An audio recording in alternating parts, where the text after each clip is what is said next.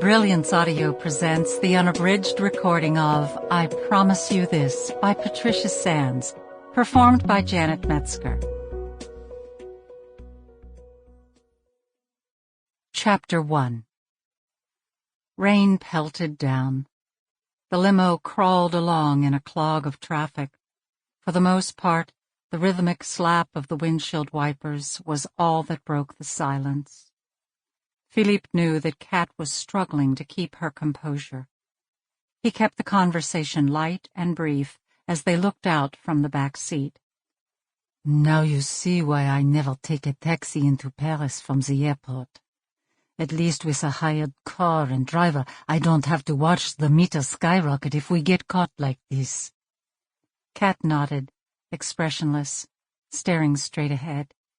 She thought it fitting that the weather was as gloomy and dark as the feelings she was fighting. When the familiar landmarks of the left bank came into view, her mood began to lift. She leaned her head back against the seat, her hand nestled in Philippe's. "This is reminding me of my visit here last June and the words of Oncle Francois." Philippe gently squeezed her hand and turned his head to her. Their eyes met. "Your lunch with him was the start of my good fortune."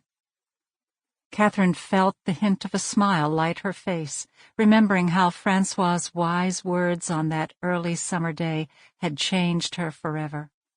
She could hear his kindly voice with its charming accent now, as she often did. "Life is full of choices. Don't be afraid to make them. Live it well." It was her first cheerful thought since they'd received the phone call about Molly's life-threatening accident not even 24 hours earlier. Molly was now in a hospital, in an induced coma. Philippe had accompanied Kat to Paris to put her on a flight to Toronto the next morning. He would follow later once they knew more about Molly's condition. "This is not the way I envisioned our first time together in Paris. We'll return in the spring, when the trees are in blossom, and we're happy." "April in Paris," sighed Katherine, feeling a rush at the thought.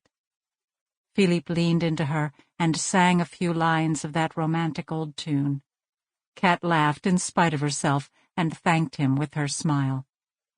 He slipped his arm around her shoulder, pulling her close. Sample complete. Ready to continue?